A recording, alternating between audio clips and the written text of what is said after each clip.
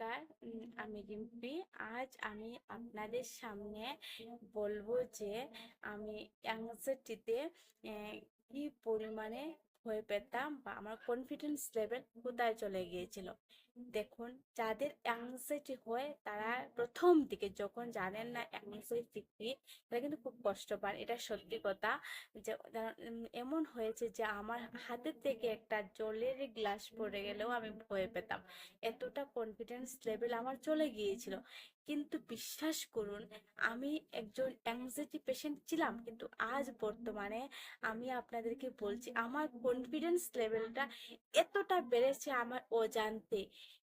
কিছুদিন হলো, যেমন ধরুন মাস কানেক হয়েছে, আমার জীবনে কিছু সমস্যা যাচ্ছে, কিন্তু সেগুলো আমি খুব ভালোভাবে হ্যান্ডেল করতে পারি, খুব ভালোভাবে পারি। মানে আমার কোনো একটু খারাপ লাগে না, মনের মধ্যে খারাপ নেগেটিভ কাজও করে না। যখন যা পরিস্থিতি হবে সেটাকে মানিয়ে নিতে পারি, আমি সকল পরিস্থিতিকে মোকাবেলা করতে পারি। ওই ওভার মানে কনফিডেন্স যে এটা কোথা থেকে এসেছে আমি নিজেও জানি না, কি করে যে এলো আমি নিজে অবাক হয়ে যাই। কিন্তু মানে কি বলবো, আমি আমার স্যারকে যে একসময় আমার স্যার বলতেন, রিপি তোমার কনফিডেন্স লেভেল বাড়বে, একদিন শিওর বাড়বে।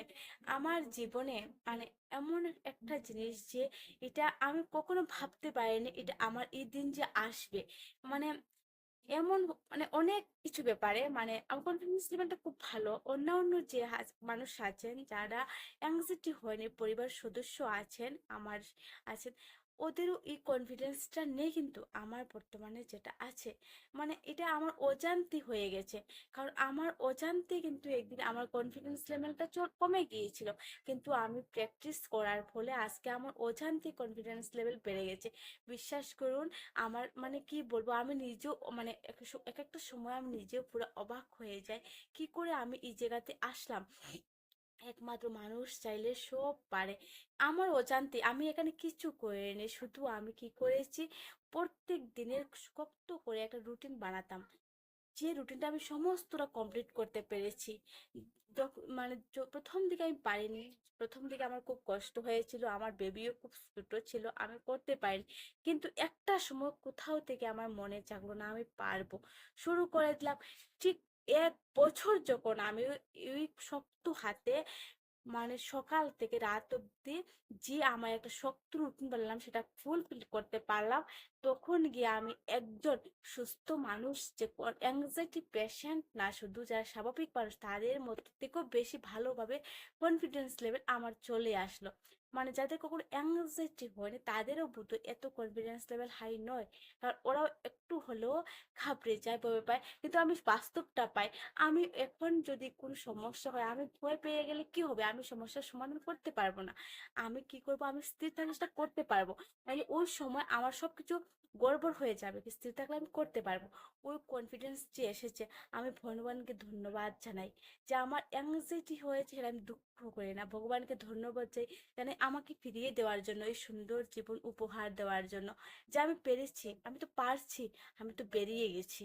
আমি তো আমার একদিন খারাপ মানে 1 বছর খারাপ নয়, 1 বছর খারাপ মানে আমার সারাটা জীবন খারাপ নয়। দেখুন, এই 4 বছর যে কষ্ট করেছি, আমি 5 বছর কষ্ট করেছি, তার জন্য আজ আমার এই মনের মধ্যে এই কনফিডেন্স।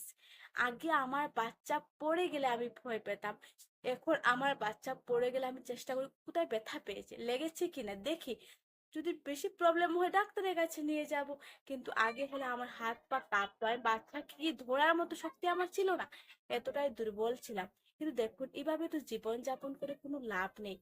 যে সমস্যা সামনে আসে তাকে সমাধান করে করে বাঁচতে মানুষের জীবন। আর এমন একটা জিনিস, এমন একটা দিন নেই যে আপনার জীবনে সমস্যা থাকবে না। এটা মৃত মানুষের জীবন হয় সমস্যাহীন জীবন। জীবিত থাকতে গেলে আপনাকে কষে রঞ্চে মেজে আপনার জীবন কাটাতে হবে। আমি যতটুকু বুঝেছি, যত আপনি প্রবলেমকে ফেস করবেন, সমস্যার সমাধান করবেন, অত আপনি সামনের দিন থেকে কনফিডেন্স লেভেল বাড়বে। আমার কনফিডেন্স লেভেল এতটাই হাই হয়ে যায় যে আমি সারা দিন পরিশ্রম করার পরও আমার শরীর ক্লান্ত লাগে না, আমি পারি, আমার কাজ করতে খুব ভালো লাগে, আমি খুব ভালো ফিল করি, আমি কাজ করতে খুব ভালো ফিল করি। আমার অজান্তে সে অভ্যাসটা হয়ে গেল। কিন্তু কনফিউশন জেগেছে অনেক দিন, মনের মধ্যে কনফিউশন জাগে, সুস্থ হওয়ার পরও মনে হয়েছে সুস্থ হয়নি, কিন্তু আস্তে আস্তে এই কনফিউশন গুলো চলে যাবে। একদম 100% ঠিক। যারা অ্যাংজাইটিতে আছেন, কেউ ভাববেন না বের হতে পারবেন না। আপনার মনে হয় আর যদি যে চিন্তাগুলো, তাকে একটু বুঝুন। শুধু মনে হয় আর যদি যে চিন্তাগুলো আসে সেগুলোকে বুঝুন। আস্তে আস্তে 100% বেরিয়ে যাবে। কনফিডেন্স লেভেল ভালো হয়ে যাবে। বিশ্বাস করুন যে আমার অ্যাংজাইটি হওয়ার আগেও আমার শারীরিকভাবে আমি এতটা ভালো ছিলাম না। আজ মানসিকভাবে ভালো হওয়ার পর শারীরিকভাবে যতটুকু ভালো আছি।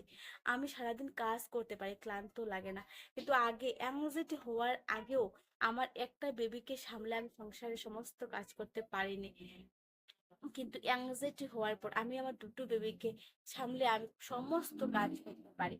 এটা পারা যায়, শুধু লাগে মনের ধৈর্য আর সাহস আর নিজের চেষ্টা। চেষ্টা করলে 100% যে কোনো সময় যে কোনো মানুষ যে কোনো খারাপ পরিস্থিতি থেকে বের করতে পারবে। একদম 100% বের হতে পারবে, এটা আমার বিশ্বাস। আমি বিশ্বাস করি যে উপরওয়ালা আমার মধ্যে সমস্ত শক্তি দিয়েছেন, যেটা আমি সমাধান করতে পারবো। আমাদের মস্তিষ্ক, মানুষের মস্তিষ্ক সবচেয়ে উন্নত মস্তিষ্ক, সেখানে ভালো খারাপ দুটো চিন্তা করতে পারে। কিন্তু আমরা কি করি, যে চিন্তাকে আমরা আটকাতে চাই না, বন্ধ করতে চাই, তখন কি সমস্যা হয় যে ভালো চিন্তা খারাপ সব চিন্তা আমাদের মাথায় আসবে। তাহলে ওই চিন্তাগুলো রেখে আমাকে নিজেকে কষ্ট দিয়ে লাভ নেই, সামনের দিকে এগিয়ে যেতে হবে। সবাই চেষ্টা করুন, 100% পারবেন। আর দেখুন, এই কাল্পনিক ভয় আর অবাস্তব ভয়কে রেখে আর নিজের মধ্যে ঘিরে ধরে কোনো লাভ নেই। সামনের দিকে এগিয়ে যেতে হবে। লম্বা জীবন পড়ে রয়েছে, ভালোভাবে কাটাতে হবে, নিজেকে বিশ্বাস করার। আর যে আপনি নিজেকে কি করতে চান, বিশ্বাস করুন, অ্যাংজাইটি যখন হয়েছিল তখন আমি চাইতাম শুধু যে আমি একটু কাজ করতাম। আমার শুয়ে থাকতে ভালো লাগছে না, আমি কাজ করতাম, সংসারের সমস্ত কাজ আমি নিজের হাতে করতাম। কিন্তু আজ সমস্ত কিছু ফুলফিল করেও মনে হয় যে আরো কিছু করব, আরো কিছু করব। আপনি 100% শুধু শুরুটা করে দেখুন। বেশি দিন লাগবে না সেই গন্তব্যস্থলে আপনাকে পৌঁছাতে, 100% পারবেন। নিচে কমেন্ট করবেন। যারা যারা আমার এই চ্যানেলকে সাবস্ক্রাইব করেছেন তাদের অসংখ্য ধন্যবাদ। যারা করেননি, অনুরোধ রইল করবেন, পাশে থাকবেন, সাপোর্ট করবেন। নমস্কার।